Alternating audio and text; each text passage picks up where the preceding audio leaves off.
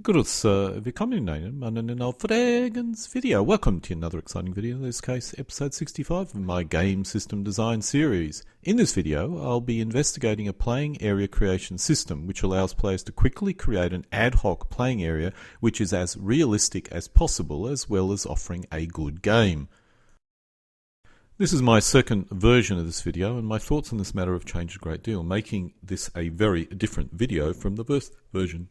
I've attempted this many times in the past, especially for Cold War and World War II, and it's never really been very successful. I've done additional study of Napoleonic battlefields and played a large number of games trying out different systems, and I think I may have now created a system which may work, or at least I hope it works. As a quick recap, how can a player create a playing area, or specifically, how do you deploy terrain for a game? There are four basic methods: historical battlefield, rules-based terrain placement, standard playing areas, or ad hoc playing areas. The method I have generally been using for Napoleonic games is historical battlefields.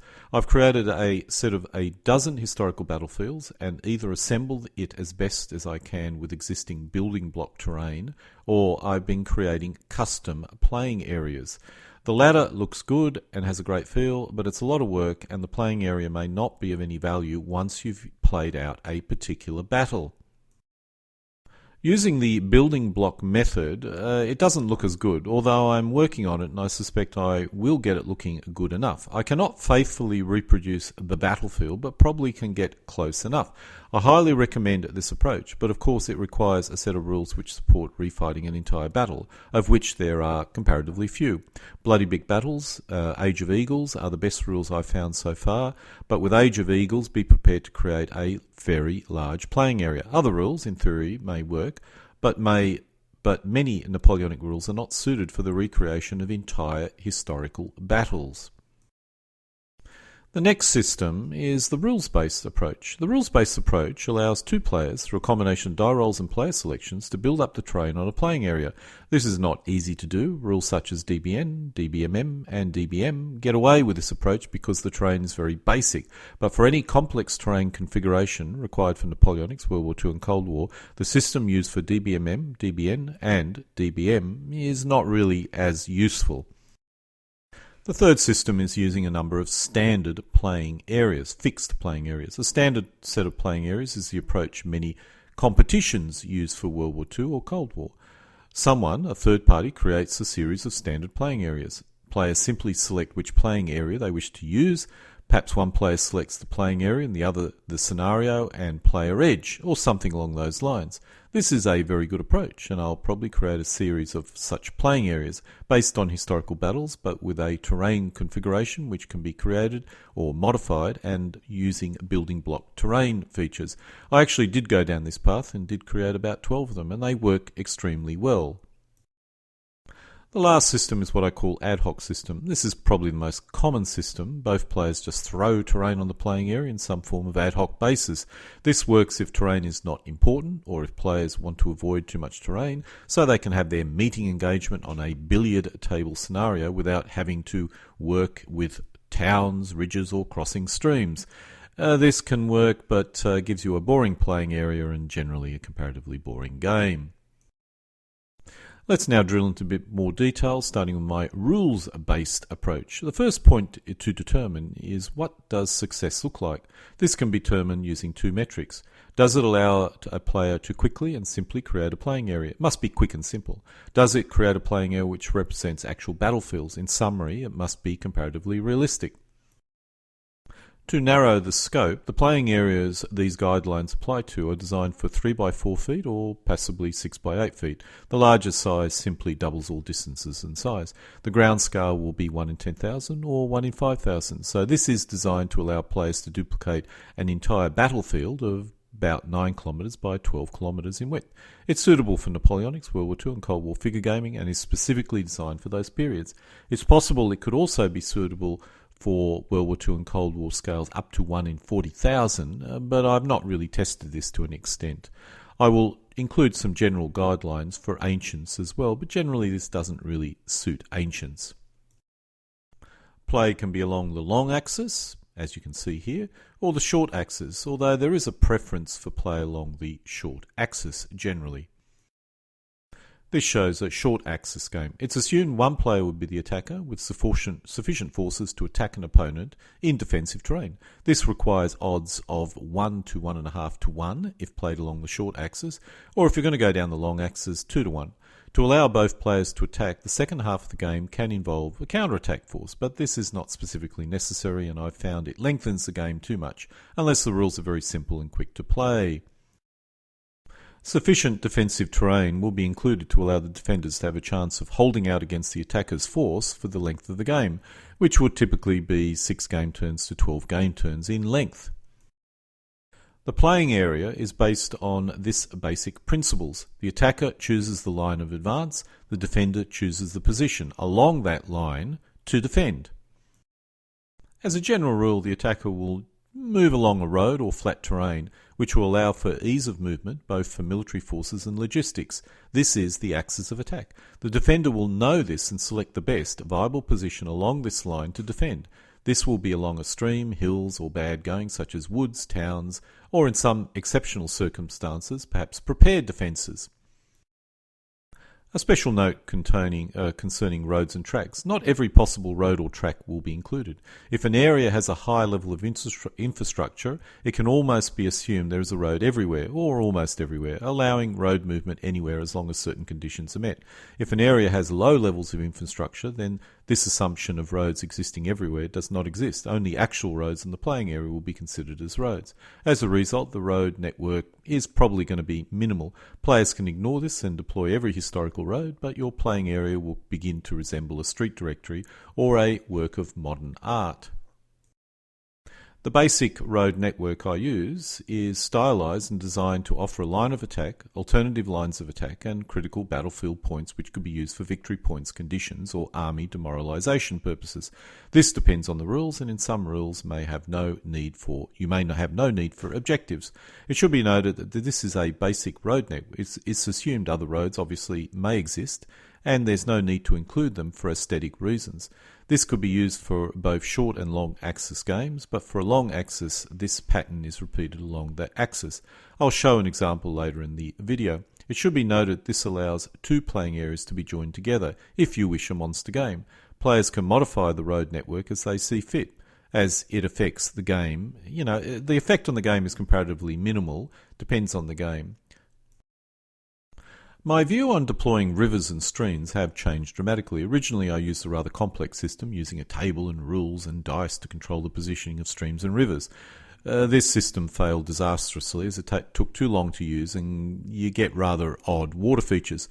These days I use embedded streams in the playing area. Players can still place water feature pieces on the playing area to achieve the same effect, which does give players the ability to have a bit more variety, but I tend to just embed it in the playing area and be done with it.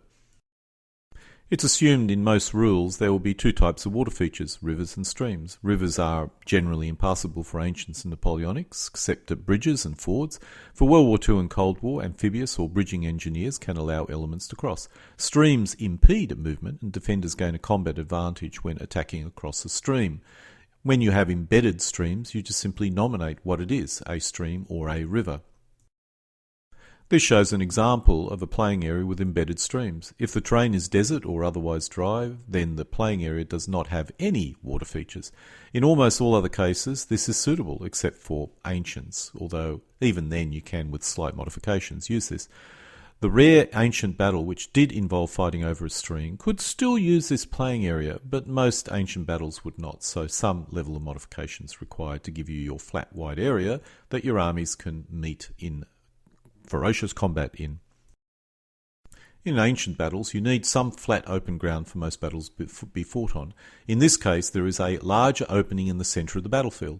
This does depend on the rules, but in this case the opening is 60 centimetres wide, which allows you to deploy a line of 15 elements wide if using 4 centimetre bases, and 20 elements wide if using 3 centimetre wide bases. From a personal point of view, I normally use a larger playing area for ancients, either 5 or 6 feet wide and 3 feet deep. This gives me more manoeuvring room, but for rules which don't need manoeuvring room, then 4 by 3 feet is more than suitable. Area terrain pieces is based on element widths. Built up areas, basic size is 1 square base width, while other area terrain features have a standard size of 1 base width by 2 base widths length square with a ½ centimetre lip all around it. Thus, a standard wood area terrain piece, if using 4 cm wide elements, is 5 cm wide by 9 cm long. You can have a lot of different sizes if you wish, but from experience I've found all you need is this size of area terrain for hills, woods and rough going. I do occasionally use a terrain piece which is 3 or 4 elements long, but this is only because I made them originally and still use it sometimes. Built-up areas can be joined together to form larger built-up areas if you so desire. The terrain sizes do depend on the rules. For Cold War, World War II and Napoleonic battles, this is more than acceptable, but for ancient rules, typically they don't like these terrain sizes. I use a set of ancient rules which specifically designed to reproduce historical battles up to Cannae size. When refighting a battle involving 30,000 to 80,000 men per side, these terrain pieces are perfectly adequate. When reproducing a small battle, they do not possibly work very well. However, most small battle rules have their own terrain system, which I would encourage players to always use rather than any system I'm describing here. I could create an entire video on terrain types, and possibly from memory I probably have, but in a different video series. But I'll only want to deal with terrain as its simplest form in this video. The most common type of area terrain which you'll be deploying are hills and woods. In most games that's all you'll need. Rough is less common and represents a wide range of terrain which is difficult to move through, or depending on the rules, provides some combat benefit. You can place rough on a hill, but this represents 2 area terrain pieces. Swamp is also less common and is always placed next or close to a water feature, or possibly at the end of a stream. A swamp could also be a pond or lake, in which case it's impassable. While woods on a hill are possible, depending on the rules it normally offers no benefit. But if your rules support woods on hills and that provides something unique, go for it. Rough and woods could also coexist, but it's best to not go down that path too much. Some rules have 3 classes of woods, open woods and forests. I class all as woods and do not normally worry about these differences, but players who need this level of detail can simply create woods in 3 colours of foliage. When we look at built-up areas, using a standard built-up area size of 1 element square is more than adequate. You can join built-up areas, and this is quite simple. As long as all bases are in full base-to-base contact with each other, as shown here, you can create larger built-up areas. This is optional, depends on the rules, but each star that you see here represents an objective. Thus, players could place a built-up area on each of these 3 objectives. This depends on the scenario, but these objectives would be worth VPs and could also affect when an army is demoralised. So each player which occupies one of these points gains a, let's say, demoralisation bonus. Basically, they can accept more casualties before they lose or are forced to withdraw. Again, depends on the rules. For ancient battles, this is not that important, although the centre of the playing area could be an objective, and some rules do actually count it as such. This is also optional, but players could use the centre axis of advance, road entry and exit points as objectives as well. Thus, a built-up area could be placed on these locations. It would not affect, let's say, demoralisation, but if the opposing player takes the opposing player's town, then bad things most likely will occur. For ancients, a camp in these locations could be considered an objective as well. The gaps between these fixed water features are used for terrain deployment purposes, primarily the hills and rough terrains. There are 5 gaps here. This clearly shows the 5 gaps which exist between streams, which players have to take note of when deploying hills and rough terrain. The first terrain pieces that you deploy are woods and swamps. These are normally placed on the water feature or close to them. A swamp should be on the water feature, with woods being on the water feature or as close as possible. You could also have a stream as well, a lake or a pond as well instead of a swamp. The number of woods and or swamps is based on the type of terrain the playing area is being fought on and multiplied by the number of water features. So a typical playing area would require 4 standard area terrain pieces per water feature, or a total of 16 woods, swamps or ponds. They should not be placed on roads or built-up areas.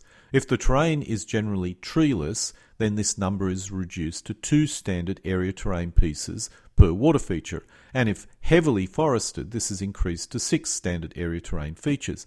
If you're going to deploy larger area terrain features, then, for example, all these area terrain features are 2 elements wide. If you want to deploy a 4 element wide terrain feature, this takes the place of 2 of these. So you can basically start building a point system for this deployment.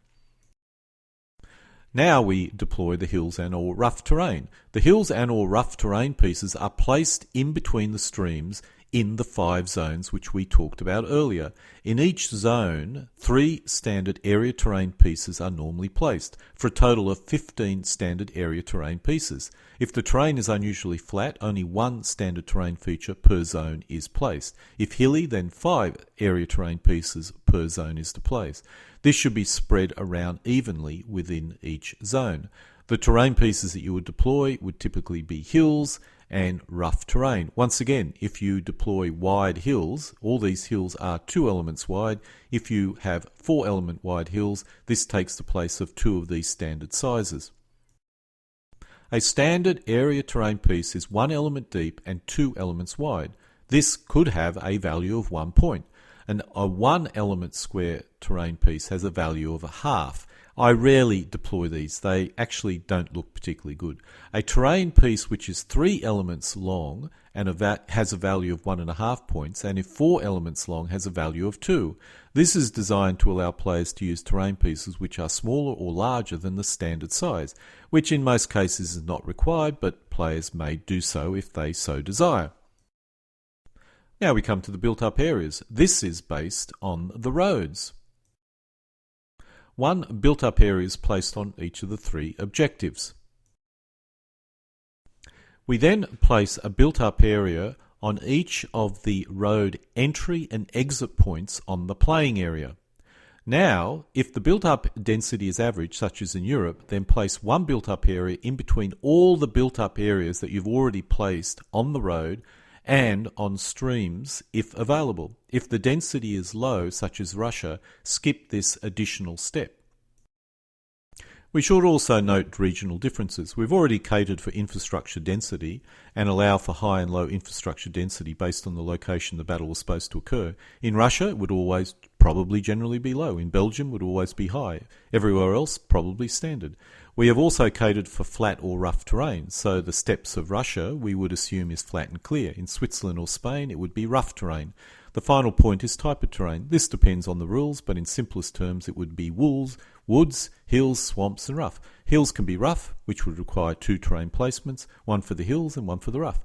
Again, this really does depend on the rules. Players may further restrict area terrain selection by region. So in a heavily wooded part of Russia, or even Germany, most terrain pieces would be woods. They would not be probably swamp. In Switzerland, Spain, or at Austerlitz, it would be hills and rough terrain, etc. Players could easily modify this basic system, but asking one player to set up the terrain using these rules and the other selecting the player edge seems to be a system that works very well, allows players to deploy very quickly and gives you a reasonable game. In summary, the rules-based approach does give me a usable and interesting playing area. The issue is it does still take up time. I estimate up to 10 minutes for experienced players and longer if you're uncertain what you're doing. One option is for the players to do this before the game even begins. If all these options are not suitable, then you can try the selection of standard playing area method. One system that I did try was the creation of a dozen standard playing areas, which players can select as their battleground. I do this a lot with World War II playing areas, and it does seem to work. The only issue is how realistic is my standard playing area. One solution is to take actual battlefields and create a terrain building block version of it. That way at least you know it's based on some sort of realistic playing area. Let's start with the Battle of Wagram as a possible playing area template, which is shown here in great detail. This is what Vagram could look like. The light green area terrain pieces are hills, which could also be used to form larger hills by joining them together. Other terrain could be scattered around, but in the central part of the battlefield, it's reasonably flat. In this case, the attacker comes in from the red edge, with the defender able to fall back to a strong defensive position if they so desire. I'll end this video with some suggestions for creation of standard terrain building blocks. I'm not going to try and fool you in believing I am some type of expert in this area, as my garage and basement is filled with failed terrain pieces, but over the years I've found some terrain building blocks tend to be more useful than others. Built-up areas need to fit an element, thus they need to be at least as wide as an element. As a result, the suggestion is that they should be one element square. While I do have some larger built-up areas, I rarely use them, and they are in my backup box of terrain. The one thing I do use is built-up areas 2 elements wide and 1 deep, or 2 element squares. The former is used a lot, the latter very rarely. Perhaps only one built-up area will be 2 element square built-up areas. You can build these up out of your basic small built-up areas anyway. As for numbers, for World War II, I always deploy 1724 in a typical 3x4 playing area. For Napoleonics, I normally deploy 17 to 18 built-up areas. However, if you use rules which are focused on reproducing actual battles, the story changes dramatically, and I typically use 24 to 36 one-element square built-up areas for World War II. These are often grouped into 2 or 3 base built-up areas, but as there are a lot of single bases scattered around at the scale of 1 in 10,000 or even 1 in 5,000, this is actually reasonably historical. When we move to hills, in terms of size, the most common hill size is 1 element deep by 2 elements wide, with a 1/2 centimetre lip all around it. The next most common size is 1 element width square, which is the smallest hill I ever deploy. These days I rarely ever use them. I have a lot of 2-layer hills, but rarely, if ever, use them because they tend to be too large and they don't really offer very much. Hills in most rules are rarely significant, being mainly used for line-of-sight purposes, such as for artillery elements on a hill lording over the battlefield, as can occur with DBN. As a result, 1 or 2 are deployed, but when using rules which focus on historical conflicts, the defensive capability of hills are significant, and I deploy many more of them. When we shoot over to woods, I use the same sizes for woods as I use hill, and the common types used are much the same. My trusty old 2 elements wide by 1 element deep is used mostly, and some of them actually pretty much that's all I ever use. In the past I had a couple of square ones which were 2 element squares, and I use them, but they just simply don't particularly look very good. When we shoot over the swamps, for the most part I rarely use swamps. My World War II and Cold War games often have a swamp on the flank which has no real effect on the game, and for Napoleonics I, at the present moment, never use them, until I started playing rules designed to simulate an entire battle. Even for these battles, swamps are not very common, and I do not possess very many swamp area terrain pieces, so they're not a common sort of terrain piece, but nonetheless, a couple of them on your playing area does add a little bit of pizzazz to your playing area. Water features are problematic. I used to spend a lot of time or effort in creating water features in my cork-based terrain tiles, but these were only used to close off a flank and played almost no part in any game. With Napoleonics, I simply stopped using them at all, but now I am recreating historical conflicts using appropriate rules. The story has changed dramatically. While for a set of rules which uses a figure scale of 50 to 1, you can get away without having really any water features, when you scale up, it's no longer possible to avoid them. They have to be there because they were historically there. While I use them in my custom terrain, creating them as a terrain building block has been a lot more difficult, so I lack flexibility when it comes to water features. If we go to my current flexible water features, my current water features are made of suitable sculptured MDF boards with a 6 cm edge on either side of the water feature to allow for woods and swamps to be placed on them. They are not perfect, as there is a 3 mm edge which can look like a big long hill, but I must admit once I start playing I tend not to notice very much. Perhaps I'm being too sensitive. My rivers are all 3 centimetres wide, but I may create some 4 centimetre wide rivers as well. My 3 centimetre wide rivers are all designed for World War II, which use 3 centimetre wide elements. They work, but I suspect I should create some specific Napoleonic rivers as well. I do have a flank river with roads, which match up with the embedded roads in my playing area, but I almost never use it. Instead, I tend to deploy rivers in the corners only, avoiding the roads so I can reverse it and use it on the opposite corner on another game. It has almost no purpose, but does add possibly a little bit of bling. I am thinking of creating a mixed stream and river terrain segment as well as embedded swamps in my river terrain segment. However, I have to admit in the end I simply embed rivers into my playing areas and I don't worry about my river or water feature building blocks anymore. This shows an example of my embedded streams. I currently use 4 stream embedded pieces on a playing area, as you can see here, and I deploy the roads. And I've already covered this in the past. I do have some standard terrain pieces which have less streams, as you can see here, but once you start creating different standard playing areas with lots of different stream topologies, it becomes very difficult to store all this sort of stuff. So I tend to gravitate to basically just 2 basic stream layouts for pretty much all my games. This shows one of the standard playing areas that I typically use, and I've showed you something similar in the past, and it all pretty much follows the same general rule.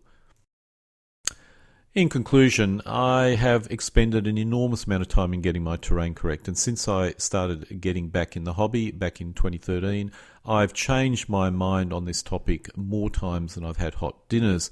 The objective is simple, nice looking playing areas with plausible terrain which is modular, allowing for simple setup, pack up and with some level of flexibility. Both these objectives are not easy to achieve, and while I think I have woods, hills, built up areas under control, I certainly have issues with water features and roads. I suspect I'll solve these issues and will get my nice terrain, but the modular aspect is pretty much very hard to achieve. Once I've achieved these objectives, the next objective is how to set up a playing area.